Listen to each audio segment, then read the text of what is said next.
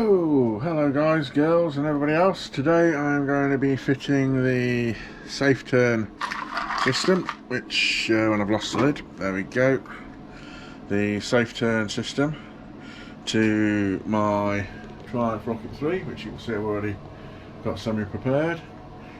Right, okay fellas and lasses, can't forget those. I'm just trying to sort out fitting the new smart turn system, which is, as you can see, I've got the smart turn and the smart brake to fit. I'm now just doing the smart turn, and we need to follow the loom from the switches down, all the way down, which is this one here, into the bike, which fortunately is the worst one to get hold of, as we're under the tank. As you can see, it comes down the back there, underneath this plate. I've pulled it over the top just so I can see where it is. Let's get them out of the way. Which is this one here, and it goes into this plug. Now this plug is attached to this plate through this little clip. I'm going to pop that out so I can pull this plug out, give me better access to this wiring loom. Then I'm going to pull this back round here to give me a little bit more workspace. But this is the one we need, that comes from the indicators and the horn and the lights that we need to tap into for the smart turn system. So back in a moment. Right, managed to get that plug undone from down here, this one because we need the green, I think it's the orange and the grey, out of there for the cabling. We need to sort a power source out yet, which I think will come off probably this one for the lights and such like, or possibly somewhere else at the moment, because we don't want a direct feed, we want a switched ignition feed. So when I've worked out what's what on that side, I'll do that in a minute. But this is the one we need for coming from the indicators. So just to make it easier to work on, I'm just going to push it back out the frame if I can, if it'll go, to give me a little bit more work room. I'm hoping it'll go through because it'll make life a lot easier. But as always, there's always something else in the way. There we go.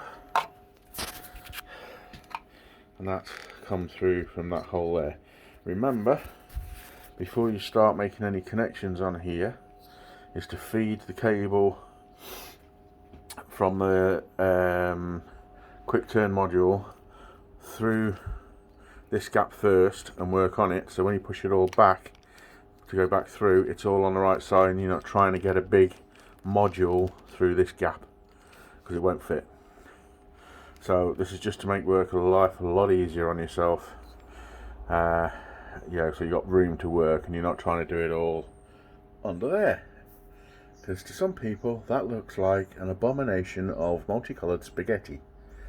To those of us that understand electrics, it's all quite normal.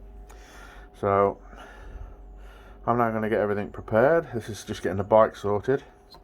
I'm now going to get the rest of the equipment ready, and then I'll try and video what I'm doing so we can all learn from it. Okay. On the 08 Classic, it is the orange, the green and the grey that you're after. Now then, I've pulled it all back out here to give myself some extra work room. I've fed the loom from the safe turn module through the same hole so that I can work out here, and then when I need to put it all back together I can just pull it all through the hole. And a quick tip, so that you don't have this big bunch of connectors in one place trying to get it back through that hole, when you cut your wires, stagger the cut.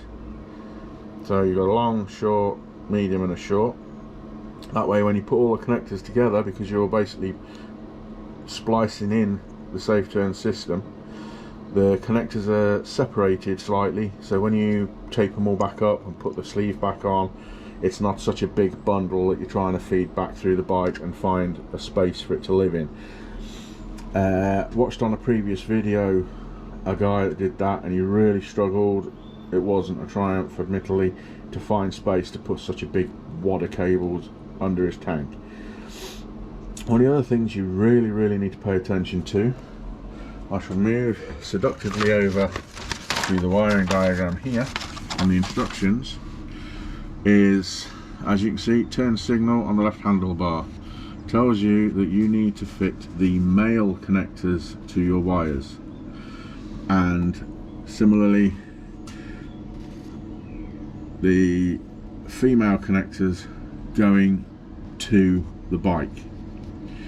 If you do this wrong, as per said person's video, you have to think bugger, and you have to take them all off, and you have to redo it all. This is because the Safe Turn system wiring loom comes with all these pre-fitted, and the males go one way, the females go the other way. This is so that if you ever want to take this system out, your wiring loom then just plugs straight back together as though it was never there. If you do it wrong, it's a lot of pissing around and wasted time, and you look an idiot, which is fair dues. So pay particular attention to which fittings go on which ends because of what you wire into here. The power and the earth connector and the switched power, do not do it direct to battery, because apparently it does take a little bit of power and will flatten your battery. If you use your bike daily, I can't see the problem with that, but it does advise you fitting it to some switched power, like your daytime running lights, something similar to that, or sort of accessories that come on with the ignition. Those wires I've yet to find, so we'll sort that out shortly. I'll get back to you in a minute. Well, I'm just going to fit these connectors to the right ends, fingers crossed, and I'll be back in a second. Now, this is not clear in the instructions, or whether it's just me being thick, but I followed these instructions, and it says here male bullet goes to motorcycle, male bullet motorcycle, female bullet goes to the handlebar. So this is how I have done the wiring loom on the bike. No, wrong. This is the wiring loom on the module. When you're doing your bike, just excuse the thing in the way, you need to follow the pictures. So here it says male to the handlebar, female to the bike. Now I've wired it up as per the wiring instruction diagram on the other side, not this diagram. When you cut the loom on your bike, you must follow this picture. Don't make my fuck up, which I've just done, and wire it up wrong. And I wired it as reading it as this, as a wiring loom on the bike, as in females going to the handlebar, males going to the bike. This is the module wiring loom, not the bike wiring loom, so now I've got the wrong fittings on the wrong ends.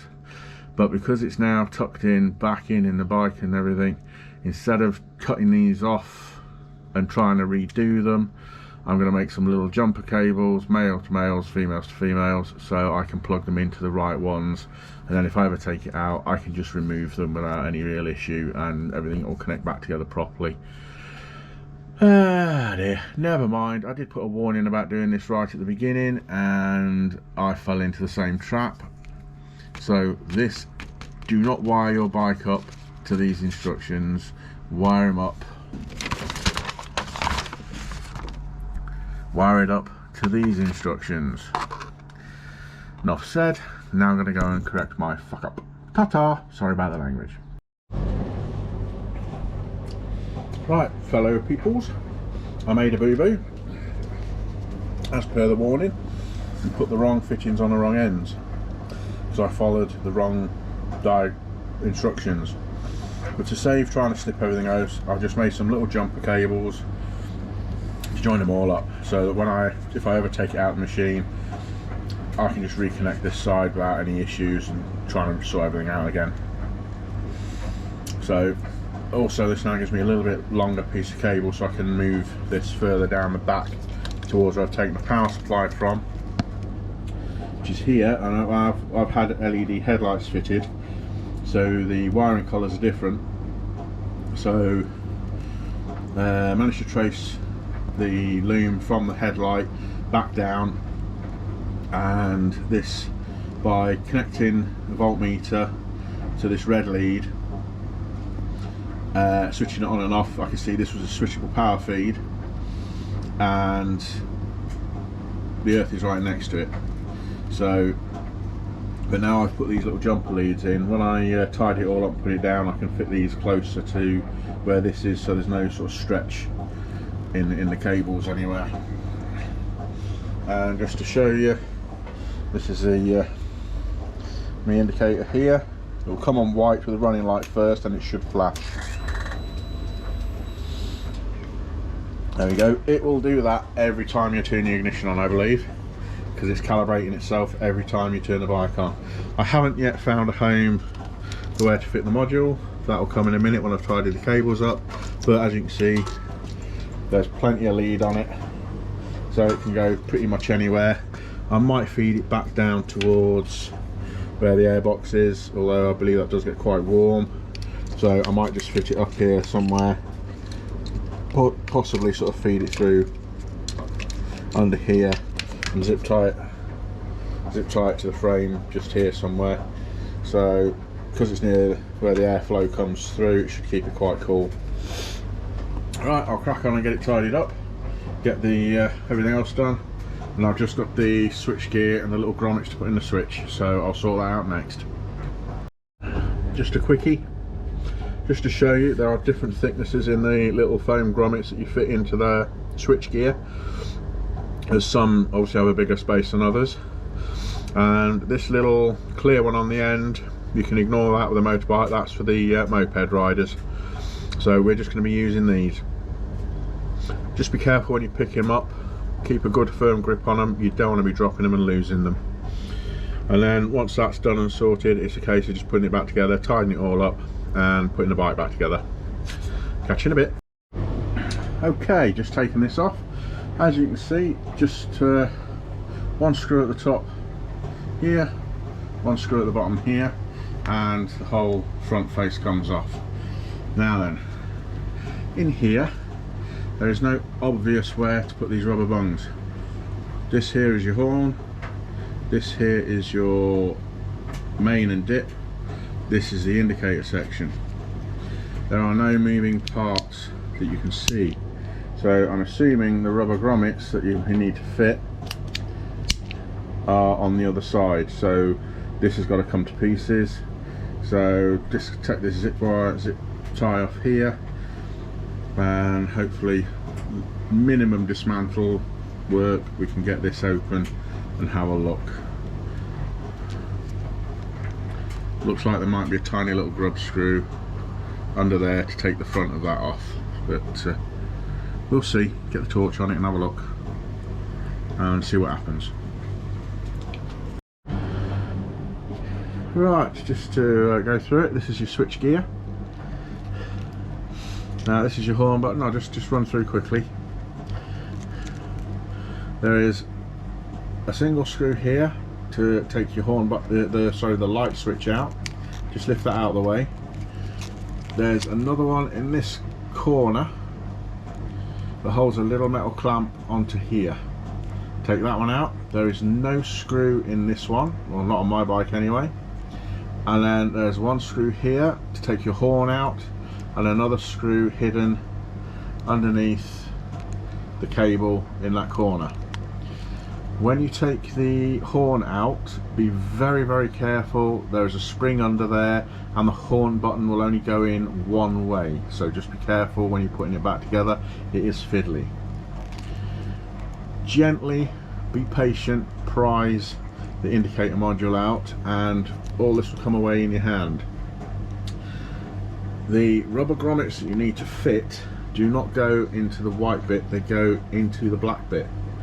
The switch on the front stays on the casing, so if you look at it on the back of the switch, there is a hole either side of the switch, and your rubber grommets, from what I can figure out, go in there because I can't see anywhere else to put them. Now I tried them in so they were like vertical to the switch, so the switch would move sideways against them, and they just keep falling out. So I turn them 90 degrees so that they are positioned pretty much like in the direction of the arrows, so you're like squashing the donut from either side as opposed to the flat faces. And they seem to have gone in and it works. It's a little bit stiff at the moment, you've got to give it a bit of a hard press to activate the indicators, but the lock off doesn't work. I've just tested them on and they work okay, and I'm assuming that a little bit of use and wear, the little grommets will soften off slightly and make it a lot easier as you go along. Now I'm just going to carefully put that back together and then sort out the mess under there, and that's the job done.